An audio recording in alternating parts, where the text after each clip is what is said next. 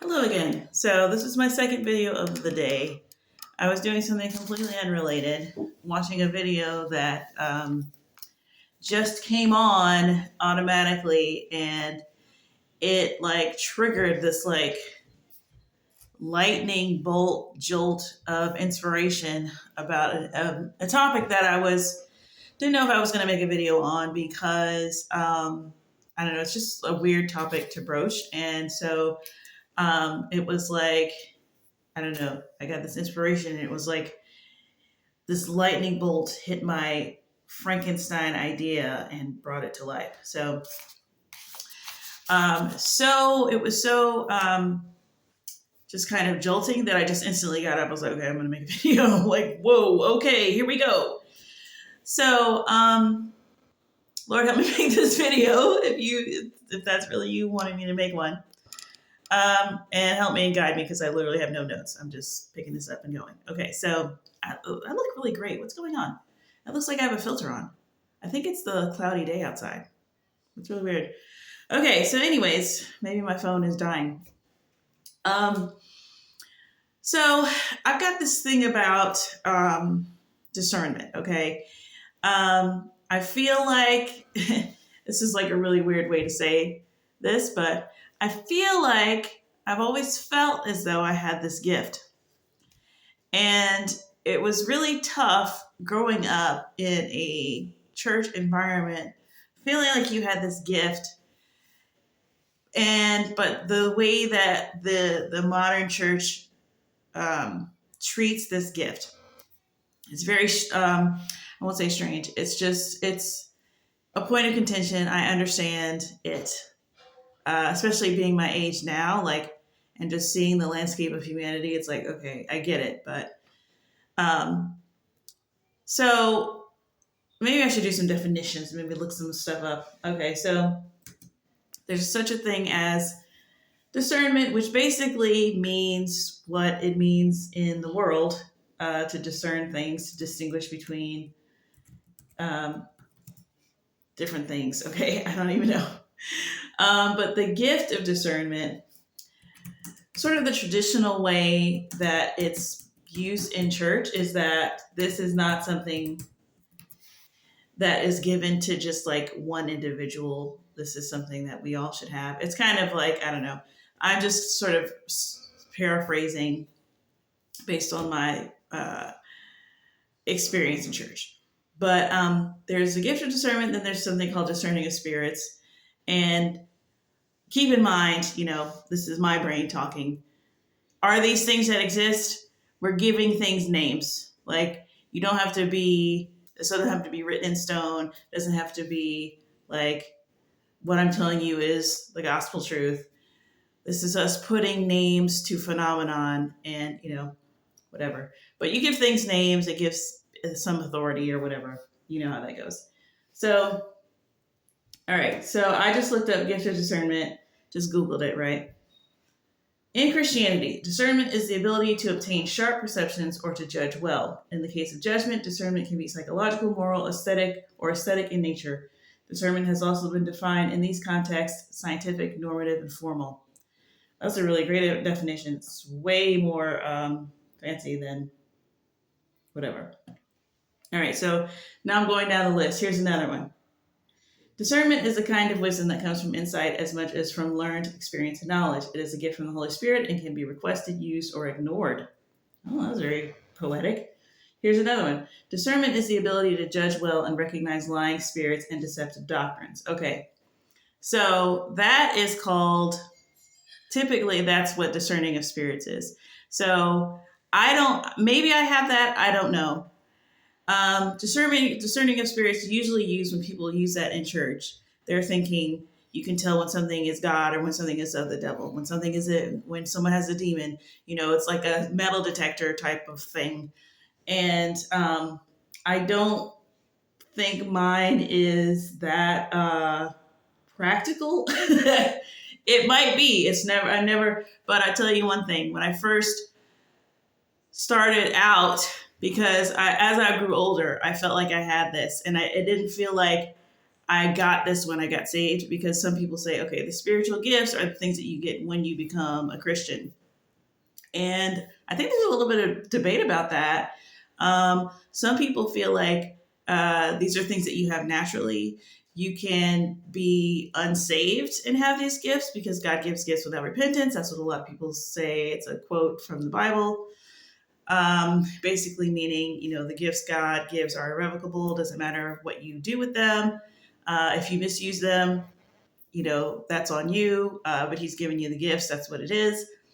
That kind of thing. And I think what happens is when people, in my experience, I'm more inclined to believe that we are given gifts, whether we become Christians or not. And then when we become Christians, when we get saved, those gifts become like narrowed and focused, and you understand why, what to do with them besides, finagle your friends out of money or whatever you were doing with your gift of, charisma or whatever you had, evangelism, and you're using it to tell everybody about your hot mess club that you opened or whatever. So that's what I see in life more often than not, is that you have gifts and then, you use them or not. Well, the discernment gift, they even have like this test sometimes. I forget if there's a particular type of test, if it's like Myers-Briggs or something, or if it's just like everybody understands the idea and everybody just makes a makeshift version at your church of sort of, if you ever get on staff at a church or something like that, they'll give you a test that's like, what are your spiritual gifts? And they don't necessarily have to be, yes, they are. There's some that are listed in the Bible. The obvious ones: pastor, teacher, prophet, apostle. I forget what the fifth one is. And then there's things like you can have a gift of administration, which might sound like a flowery way of just a spiritual, unnecessary way of saying that you're organized. But a lot of people do have these gifts, like, and, in a church, something like that is invaluable. Maybe you have a gift of hospitality. Yes, that is a real gift where you just open your home, you make people feel welcome. You just know how to throw that party. All of these things, aside from just the ministry part. And if you're in a good church, they're figuring out a place for your gift. Well, me, gung-ho, 17, 18-year-old, whatever age I was, couldn't wait to be part of the gang with my gift of discernment. And you know what? It's not the funnest gift. It's, first of all, everyone's very skeptical of it, as they should be, because you get people going up to your church saying, well, my name is, prophetess, whatever, especially being a woman. And, God has given me the gift of discernment. And so you don't want a lot of self-appointed weirdos coming up and telling you that your pastor's wife has got a demon. So I get when people sort of take it to its furthest end, and, they don't want to open this up and make it weird. And, or you get something where people are, you don't want people to feel, I can see a pastor not wanting to expose their congregation to just a bunch of just weird whims of people who are saying they're discerning things when they're not really. It can get really messy. And so you see a lot of people, I've seen so many pastors get up and say, hey, listen, the spirit of discernment, nobody can tell you, no, people can't tell you what's in your heart. They can't tell you if you're lying. They can't, and just sort of saying these things. And me as a person with discernment, I'm just like, well, that sucks, because, and it's not even so much like I can tell when you're lying, but it's like there are examples of Jesus doing that in the scriptures. And while they'll teach you that, Jesus operated in all the gifts, and when we get the Holy Spirit, we can operate in the same anointing. And that they say that about healing. They say that about raising the dead. You can raise the dead just like Jesus if you want to. You can do all these things just like Jesus did. But as far as seeing what's in another person's heart, can't nobody do that but the Lord. Okay. But the thing is, if you have a gift, and that is how it operates, it's not like I tune into my discernment.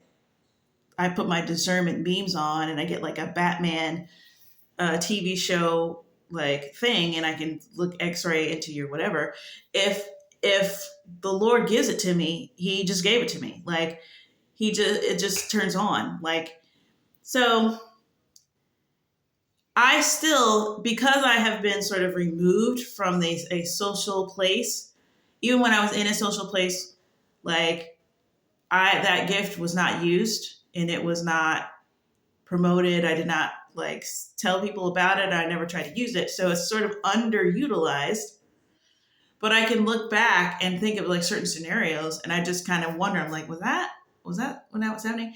Like the reason why I feel like I have it, aside from sort of being drawn, there's certain things that you're drawn to that other people don't really care about. And it has to do with sort of, detective work. I wonder if there's probably, if you're a homicide detective, you might have this gift. But, there's certain times where like I remember I have like memories of listening to someone talk, and it's like I could hear a sentence over they're talking, like where they're just saying whatever. It's not me drawing a conclusion. It's like I'll hear somebody and they're explaining the situation or whatever, and I'm just using an example. This is not. I just remember something like this happening where you hear them talking and they're just like, I am scared, I am scared, I am scared, and I can hear that over their talking. So stuff like that where I'll be like, was that, or am I just like, that's got to be that. Like I'm not really dismissing that. I'm just kind of like, yeah, that definitely was something because that was weird. So stuff like that, or a lot. What mostly happens, and being married is definitely bringing it out because it's like I can hear my husband talking, I'll get a picture. I can hear my husband talking, and it's like what I would identify as the Spirit of God. It talks to me in all these other contexts. I can hear him saying, "It's this." So I use it. That's like the only place that I've used it in a setting where there's love and things get wonky enough to where things need to be worked out. And that's the other thing, because a lot of times you have to use this in a situation where things are not so great. And I was always sort of drawn to that.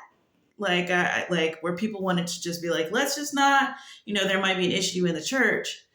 And I'd be like, well, tell me about it. And not in a gossipy way. And people be like, we don't gossip. I'm like, I'm trying to figure out what this is. Like, I'm trying to figure out what this is. I need to hear everything.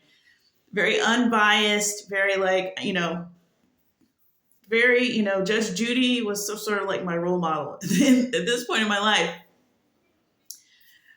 So yeah, all that type of stuff. And so because there was no real place for me to train it, I sort of like self-trained. And I don't know, maybe God was leading me through it, but I just sort of self-trained, and I would do a lot of weird stuff. Like, I would watch, if I found like, because first I thought it was straight on discernment, like discerning between angels, demons, that type of stuff, because that's what everybody was saying. So I'd watch like, exorcisms. I'd watch psychics. I'd watch Holy Ghost services. I'd watch all of these things. And gotta say, like, the one thing that I got out of doing all of that, that I feel like I need to pass on to everybody, or what I wish that people would get and develop, is there is this discipline that comes from looking at something and having it be messy and not understanding it and just leaving it. Don't touch anything. And I feel like I've talked about this. Like if I'm making an analogy and I'm talking about science versus forensics or something like that, or just the way that detective works. You don't tamper with the evidence because the thing ain't adding up. You leave it. You got everything on your on your beautiful mind board of whatever, and it's not adding up. What are you missing? And you leave it like that as long as you need to leave it like that. Like, you have to do that, because when that missing piece comes in, because you've been like, no, it's not that, it's not this, it's not that. When you go, okay, he's telling the truth, but she is also telling the truth. Like, that's what I would do. I would be like, I would look and I would be like, okay, maybe it was God, maybe it was me. I'd be like, okay, is that person telling the truth or not? And I go, I think they are. And even though it was like, even though it's frowned upon to go to believe somebody when the thing is sketch. It's like, I don't care how sketch this is. I don't care what the advantage it would be to be lying and saying that you're telling the truth when you're not. I'm going to be honest. What I'm looking at is a person telling me the truth. Like, doesn't matter if I look like a chump later. That's what I believe. So most people, they look around and they, for the sake of other people, they're like, nah, she's lying. And if it turns out to be not true, then you go, oh, well, okay, but she didn't lose any cool points. This is how, like, the way that people judge. Like, it's really not good. If this was like a driving test, you would fail. But because it's just social stuff, it's like, well, this stuff matters too. So, so I'd be like, okay, that person's telling the truth, that person's telling the truth. And then I would be like, well, I don't know. And I would leave it. And then days later, weeks later, years later, however long, the missing piece would come and it would be like, oh my gosh, that's why I thought that. Like, or, oh, they were telling the truth about that, but they were lying about this other thing. That's why, but like when I looked at them, I could tell they were telling the truth, but they were telling the truth about that. Because I would be like, how did I get that wrong? That's really weird. Or I'd be like, I don't know. And sometimes I'm just flat out wrong. That's happened a lot too. So over the years, when I sort of examine this discernment thing, I'm really kind of glad that it wasn't embraced and I didn't become no one trained me in it or whatever, because it really can, if you get off in your pride, if you get, it can be bad. You can really just mess up things and it'd be bad. So I'm glad that I didn't do that. I'm glad that I just got in the trenches and did sort of this unceremonious training, because, I don't have any, like, I can't get any false, no one can sort of trick me because no one is even checking for me. So I can get like real information. And, like, I had a friend one time, like, because I would, if I had close friends or whatever, I would talk about it. And one of my friends was like, yeah, I don't want to, tell you this or that, because it's like, because I know you have discernment and I don't want you to, like, can tell, like, I don't want you to find out that I'm lying or see that I'm lying or something like that. And I was like, yeah, well, no, it doesn't work like that. Like, if God would have to give it to you. So, like, there's parts in the Bible where Jesus says, like, they ask that he's in front of the Pharisees and it'll say, like, he knew what was in their hearts. And I remember reading that, like, as a teenager or whatever, and identifying with that and being like, I didn't know that people thought of that as, like, a unique thing that only God can do.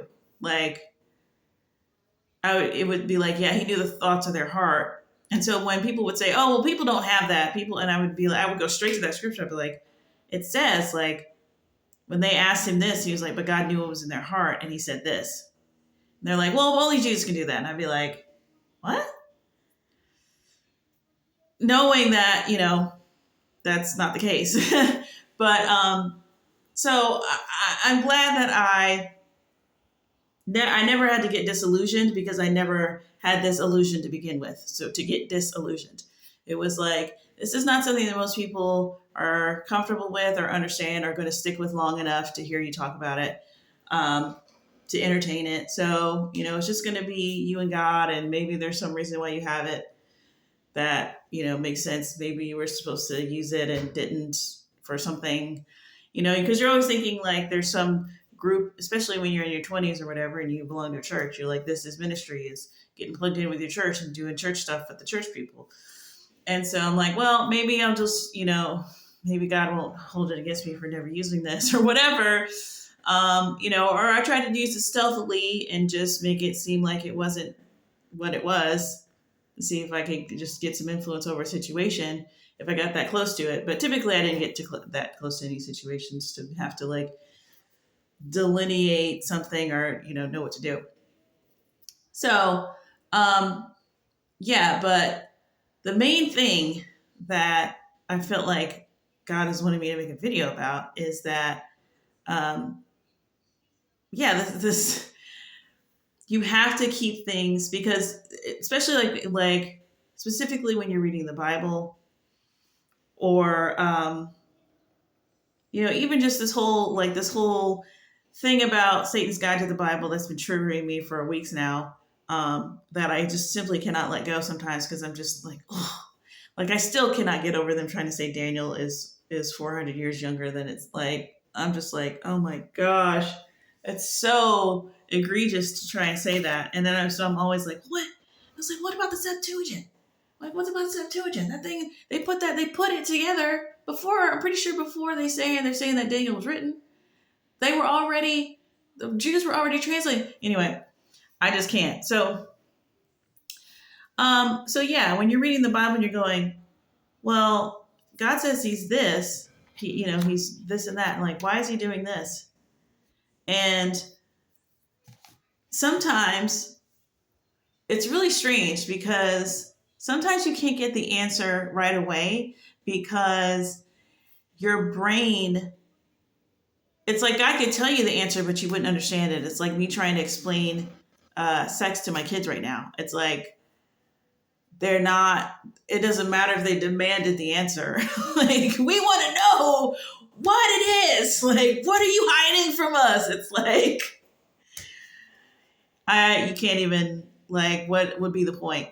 Like, they're like, and they were like masters of this when they were like little. Like, I don't know if you've ever had a kid ask you a question that's just like, I wish that I would have just saved like 5 of these, because they would ask a question that would be so befuddling, because the amount of groundwork you would need to lay first just to get the question answered. And it would be a simple question. They're just like, well, why did and you would just be like exhausted. You're just like, just go to bed. Because like the way that they could do it is just like, wow, I cannot believe it was like constantly. They would like, I can't believe you asked me a question that is so tying me in knots right now. Like, I know the answer, but I have to explain it to you. It's like, I got to take it all down and put it in this like narrow funnel to explain it to a child. It's like, oh my God, bro, just eat your food, dude. Like, it was so amazing. Like, it happened so many times. So sometimes we ask God a question and he's like,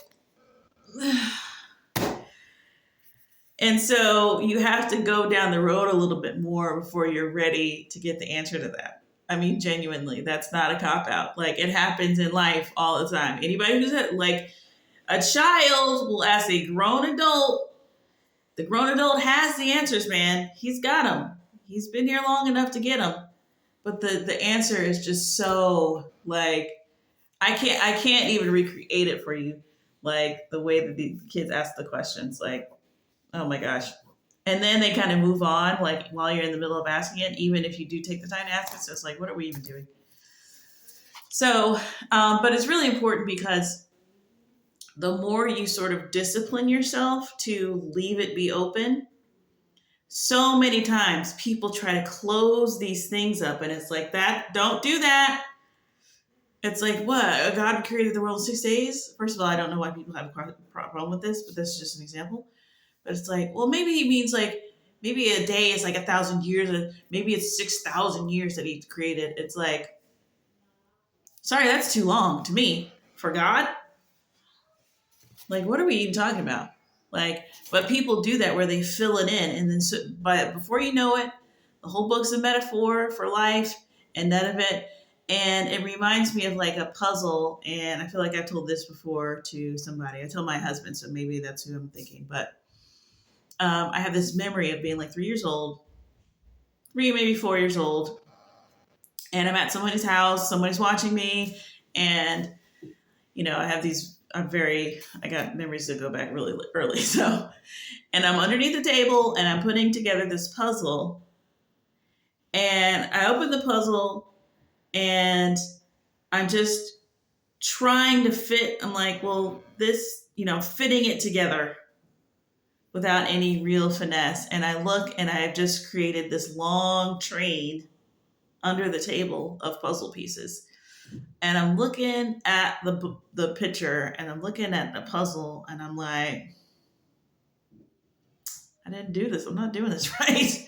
I'm not doing this right. It's not turning out nothing. It's supposed to be in a square. I know it's supposed to be in a square. Like, this ain't, just baffled. I just remember the it just being above me, and knowing, and even while I'm putting the pieces together, just being like, oh, okay. And then eventually getting like, yeah, no, this ain't,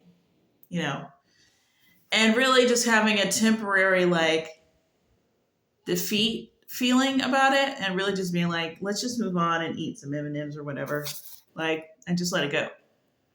But that's what people do when you try to make things fit like that about God, or you go, well, maybe it means this, or maybe like, and a maybe is fine as a placeholder, but when you're just trying to make it work so that you can not hate it or not be confused by it, and the maybe isn't really like judging on the information that I have already. Maybe it's this. It's an emotional maybe. It's like well, maybe God was just sleeping or whatever. That is, you're just going to start putting things together. The whole thing is going to fall apart, and you're going to go, yeah, none of this makes sense, and it's not the information's fault. So just leave it be, because one day you're going to get that puzzle piece. One day you're going to leave it, and you're going to have, when you have the discipline to keep it like that, reject what doesn't fit, accept what it's like, okay, that fits, but not around here. Like, yeah, I got the gap to get low, but there's still a gap like this. Maybe the gap used to be like this, but now it's like this. It's like there's puzzles exist, for a reason. Yes, we did create them, but not really. Like, there's something about this thing that is a puzzle, and you can't have all the pieces, but you can have the puzzle, but all the pieces you're not maybe all going to have. And so when you come across that piece that's just got that sharp edge, and then it curves up, and then it goes around, like, if you've had that question in your brain for long enough, you're going to know exactly the edges where that thing doesn't fit. And when you come across that puzzle piece, you've tried this one, you've opened up the box, you've tried all these other pieces, and nothing fits. You've even come one that's close. It's way close. There's no reason why it shouldn't fit, and it just doesn't. And you just have to abandon it. And then you get that one, and it fits in there. You're like, that is it. That's it. And people go, well, maybe it's it. You're like, no, that's it right there. You can't tell me otherwise. It solidifies things in your mind. And all of this is to keep you from straying. It keeps you from going off in all these different directions, because the devil likes to come to us individually and try to rock the foundation of what he doesn't even, honestly, because rocking a foundation is a lot of work. If he can just get you to just come out the house and leave the house, and he can bribe you with this over here, just like this whole thing with the Bible, and just going, how do you know? How do you know? And just getting somebody to doubt themselves and just abandon it. Well, what about this? Are you sure? Like, he might spend a little bit of time on coming up with something kind of sophisticated, some kind of scarecrow thing that'll get you to do whatever, but he's not going to like openly, like, to sort of get the troops together and attack you. Why would he do that when he can just talk you right on out and onto his side? So yeah, I don't know. Literally just jumped off the couch because it was like, you can make a discernment video, you can talk about how you had discernment and blah blah blah. And I was just like, okay. So that's really kind of just what I wanted to say, was like, yeah, like, just leave it open, because I don't know, it's like putting out, everything puts out energy in the universe, like, which I know sounds new agey, but new age doesn't own the universe. God owns the universe. And that's the other thing about this discernment thing. Like, there's some new age things. People say, oh, they use half truths. Okay, which half? You got to know, and you got to be able to say, okay, that is true though, and not be like, oh, you agree with new age. It's like, no, that right there, this little piece right there, that's true right there. And it's fine. It's fine. It's fine that they have a piece of truth. Doesn't make you don't have new age cooties, and they can be right about something because they don't own anything. So it's not like, oh, you got to give them their props. No, everything is the devil taking stuff from God, just like, and making his own Cinderella dress out of the stuff that God leaves around. So, yeah, when you like, I made a video a long time ago, and it was about girls who make these announcements to guys, and they say, hey, listen, if you see that I'm in my zone and I'm busy, like, don't try to approach me. Like, don't, just stop being like that. Okay. When you give that announcement, the guys who you actually want to attract, who are respectful and nice and wouldn't dream of being the person that bothers you, are going to hear that message. Okay. None of them bothering you. You got what you wanted. Who is now going to do that? Who do you have left? The guys who think that they are too irresistible to even regard your message. The guys that just don't understand social cues. The guys who are just delusional. Those are the guys who you're going to get. And those guys that you told very logically, like, this isn't some weird voodoo magic thing that happens to you. If you told them to do that, that's what happened. And it's the same thing when you have a question. If you have the right question, and if you say that you don't understand something, like, it's going to draw the answer, because it's like synchronicity. It's like when you look at a car, or your friend has this car, and then you see that car everywhere. Like, it will start a process when you're starting to wonder about this. So you got to just leave it open for a while. Let the vibes do their thing. Get your eyes attuned to looking for something. I'm looking for something. Don't just try to hurry up and fill it in, because, it's like, that's why, when you have a Bible, have you a notebook, you need to be underlining, you need to be writing things down. And then when your question gets answered, you can go back to it. I would put the date your question gets answered, to be honest, because it's really, you need to log that type of stuff. But there's a responsible way to question things and discern things. And a lot of people just are so foreign, it's so strange and foreign, the concept, that when anybody starts asking questions about anything, it just seems super deep. And they're just like, well, why do we only marry one person? Why don't we marry more than two people? Or why do we always have to marry? Why do we marry one person at a time? Why can't we marry two people at a time? And it's like, oh yeah, it's like, that's not deep. Don't get drawn into just the questioning of things because they never get questioned. So, and then the first time somebody says that, it's like, oh, I never thought of that. Okay, just because you never thought of that is not enough. So make a habit of, and this is the problem. This is why people think that Christians just accept everything that they believe. And this is it's not a tenet of Christianity. It's a tenet of humanity. But a lot of people just go around accepting what you believe. And guess what? There's plenty of Christians that believe on Jesus on the cross and, the sacrifice, and they're fine with that. And they don't need to delve. And that they're fine. They're going to heaven and it's fine. Like, not everybody needs to be, this critical thought has to be used responsibly. Like, you can't just be like, oh, you got to think critically about what? About everything? Because that's a waste. You got to know what needs to be thought critically about. You got to understand what you're doing here. Like, thinking critically just for its own sake is showing me that you don't even know why this even matters. So what was I going to say about the Christians? Oh, crap. Hold on. I need that thought. Okay, I forgot it. But so there's a way to read the Bible, to accept the entire thing as true. Just accept that as true. Just like if you lived in your house and you had parents, and whatever lore your parents had about their lives, even if you didn't understand it, you could accept it as true.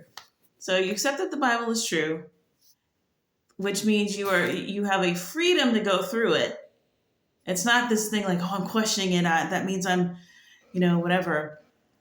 And I don't think that people necessarily have a problem with the questioning it. It's just that, not everybody's interested in thinking that way. Like, I am, but that's just how I am. And I understand that not everybody is. And, I got to find something else to get along with people on. It's not that deep.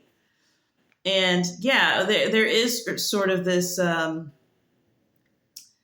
can be some danger in, just like I was explaining, how the devil can sort of talk you out. That's not the fearing critical thought. It's really kind of ironic because that whole, that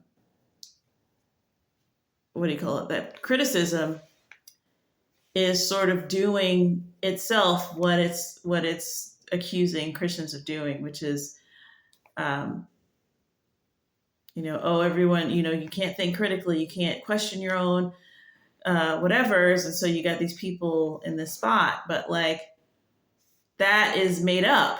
Like, that's not what's happening, but that's what's being done to you because somebody is telling you what other people are doing and you're falling for that. So the very thing that it's telling you that other people are afraid of doing is like, it's giving you the consequence of the thing. I don't know. I'm not explaining that right. So, what was I going to say though? I am kind of upset that that it happened. It came to me and then left. Well, what time is it? Okay, almost 40 minutes. What did I even say? Okay, yeah, I'm not going to be able to add any of this stuff. Okay, let me add this little thing though. So here's just a little thing, because I know I'm probably going to go into this whole thing about the Bible and why it's valid, blah, blah, blah, because I'm just obsessed with the attacks on it and why they're stupid. But, and it's something that you can't understand until you are in the faith and studying it. But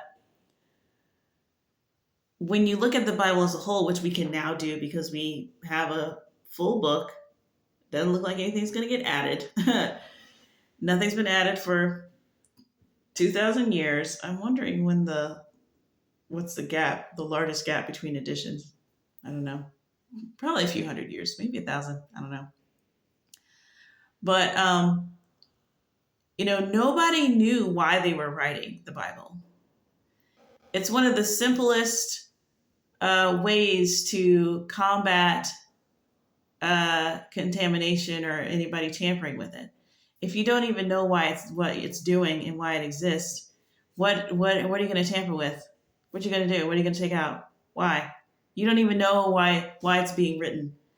So, and what I mean by not knowing why, like they thought they were writing down an account of the Jewish, the history of the Jews, because the Jews were the people of God, and it's not like that wasn't correct. It just wasn't the whole thing.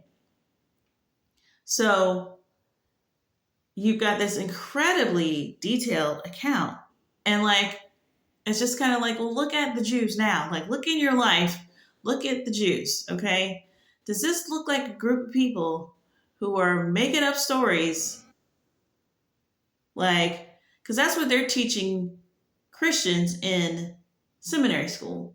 And it's really offensive. Like, you got people who are dressing a type of way, doing their hair a type of way, totally conducting their life around these laws that you're saying, oh, it's just like, this is just fairy tale stuff. This is just what people do, the cultures did to make up stories about.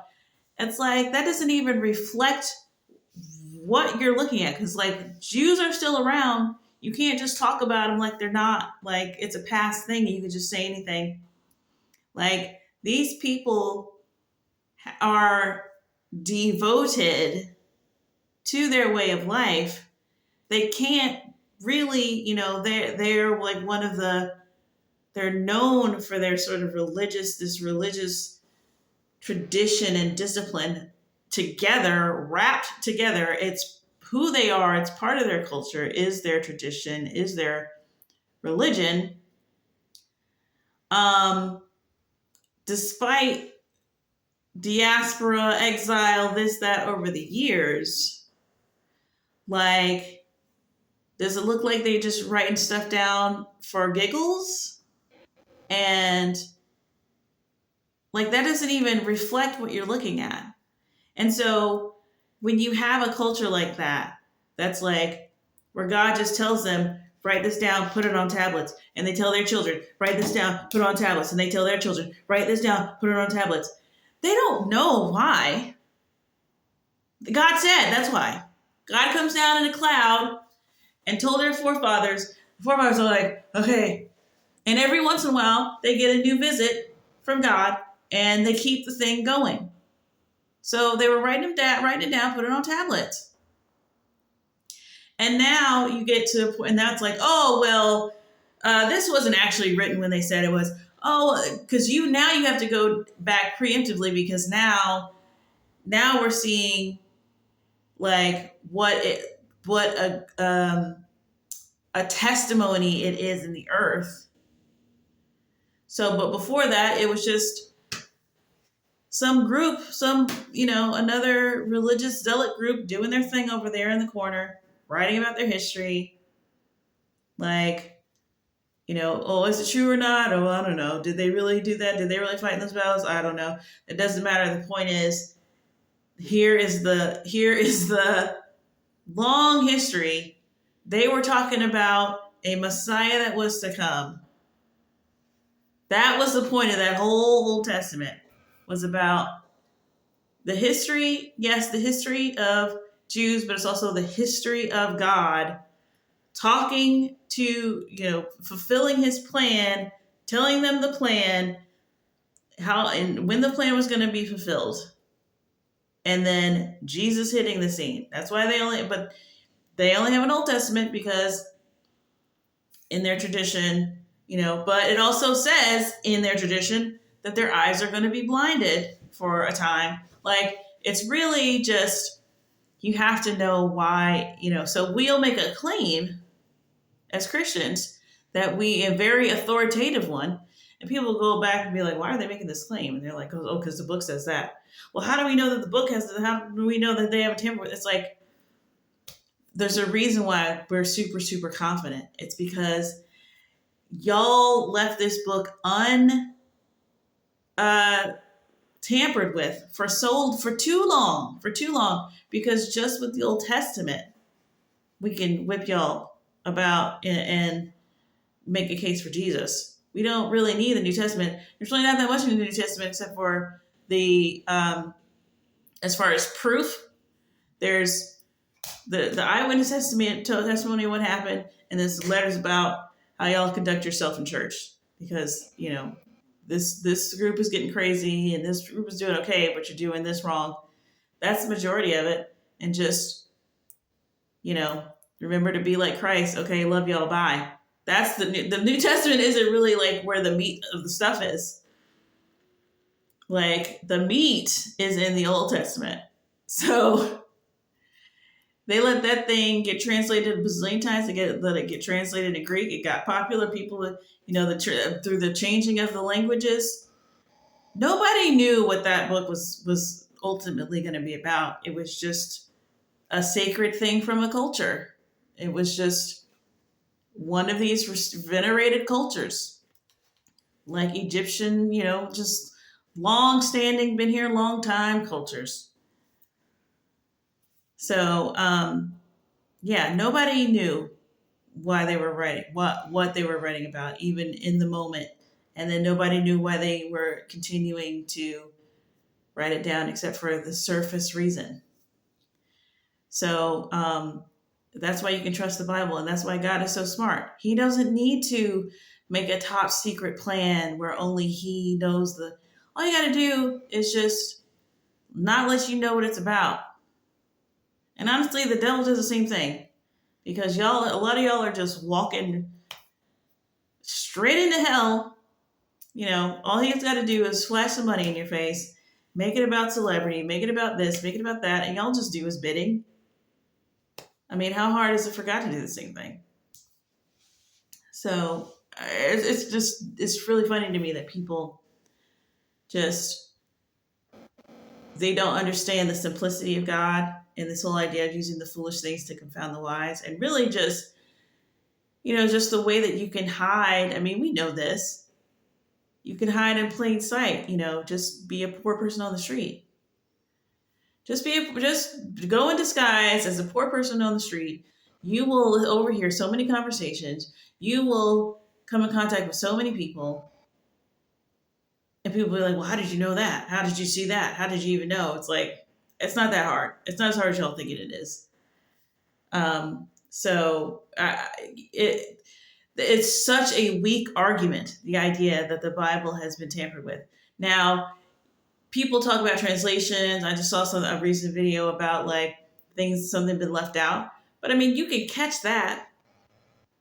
Like, yeah, no, if somebody tries to change the translation, or we've got like 30 something odd translations, that you can see when somebody's taking out, like I think there was one verse about Jesus was casting out a demon, and I forget what translation it is, but basically there's a part where the disciples ask him, like, how come we couldn't cast it out?